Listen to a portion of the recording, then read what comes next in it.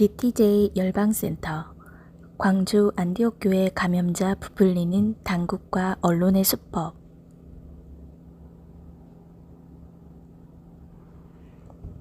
질병본부 당국과 언론들이 교회의 감염자를 부풀리는 수법이 알려지고 있다. 일정한 패턴이 있다.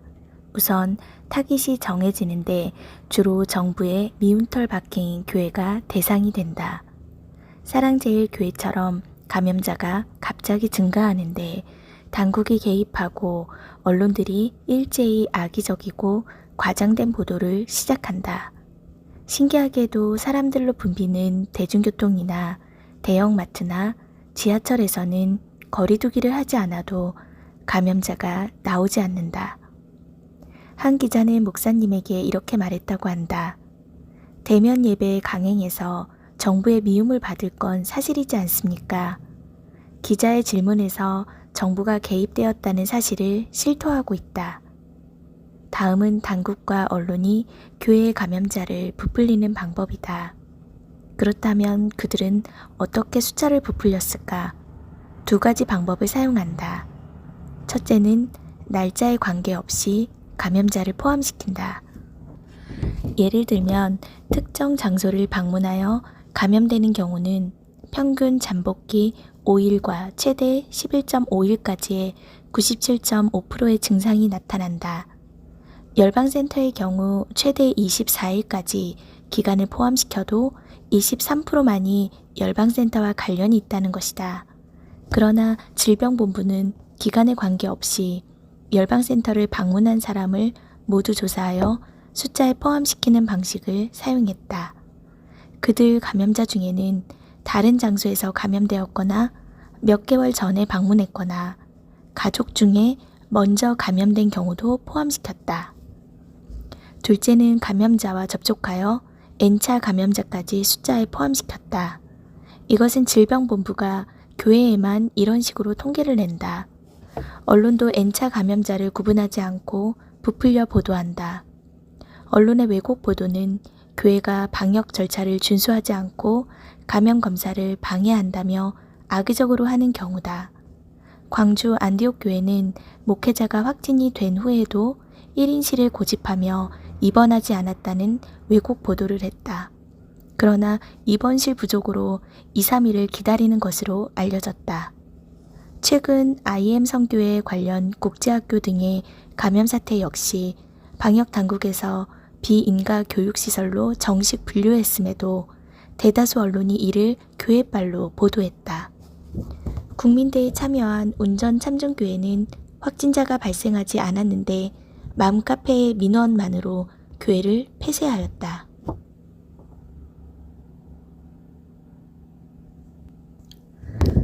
BTJ 열방센터 사례. 교계 진상조사단이 BTJ 열방센터의 감염 현황을 조사했다.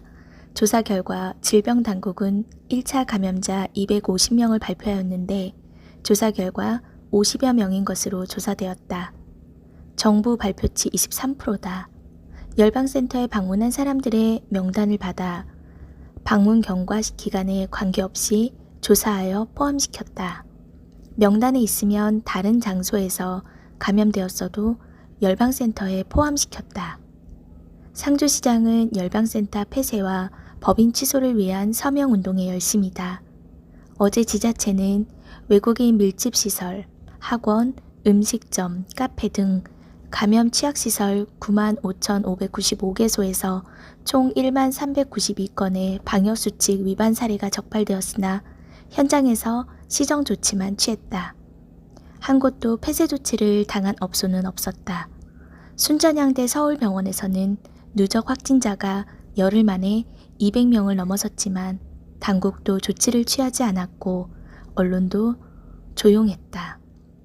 극장은 한 칸이나 두 칸, 건너 수백 명도 수용 가능하지만 교회는 5,000명 수용 공간에도 20명만 들어가도록 막았다. 그들이 얼마나 교회를 조롱하는지 알 수 있을 것이다. 광주 안디옥 교회. 광주 안디옥 교회. 광주 안디옥교회의 감염자는 40명 정도인데 언론은 위와 같은 부풀리기 방식으로 120명을 발표했다. 접촉자 280명을 조사했으나 3명만 확진자가 나왔다. 이 교회도 문정부의 사회주의 노선에 반대하여 정부의 미움을 받은 교회로 알려졌다. 더 큰 문제는 이런 언론의 과장 보도에 교인들이 목회자를 불신하는 경우다. 중앙방역본부의 편향 통계에서 데이터는 치우침이 없이 수집되고 분석되어야 하는 것이 기본 상식이다. 중앙방역대책본부는 20년 1월 20일부터 21년 1월 19일까지 1년간 누적 확진자가 73,115명을 분석했다. 이 중 종교시설이 17%로 가장 많았다고 발표했다. 그러나 이 수치는 왜곡된 통계였다. 전체 확진자의 45.5%를 차지한 집단 발생만을 분석한 수치로 모수를 100% 계산했어야 했다. 나머지 파악되지 않은 54.5%에 대한 부분은 언급이 거의 없이 착시를 유도한 것이다. 실제 전체 감염자에서 종교시설, 개신교, 천주교, 불교 등은 8.2%다. 교회가 추격받는 시대의 도래. 교회를 대상으로 악의적이고 왜곡된 통계를 내고 보도를 하는 자들의 배우는 누구일까? 기자의 말처럼 정부의 미움을 받아서인가? 그렇다면 질병본부가 통계를 조작하고 대다수 언론이 동조하고 있다는 사실을 어느 선까지 믿어야 하는가? 박해란 종교적 핍박을 의미한다. 박해 헬라어 원뜻에는 추격이란 뜻도 있다. 현대 교회를 대상으로 하는 정부의 박해에는 기술적으로, 통계적으로 추적하는 의미가 있다. 그들은 추격자들이다. 계시록 13장에는 적그리스도의 특징이 기록되었다. 또 짐승이 과장되고 신성 모독을 말하는 입을 받았습니다. 입이란 언론을 상징할 수 있다. 실제보다 크게 표현하여 사람들을 속이고 부풀려서 교회를 박해하는 수단으로 사용한다는 의미다. 그들은 더 엄중한 형벌을 받을 것이다. 그러나 교회도 이런 때일수록 더 솔선수범하고 지혜로워야 한다.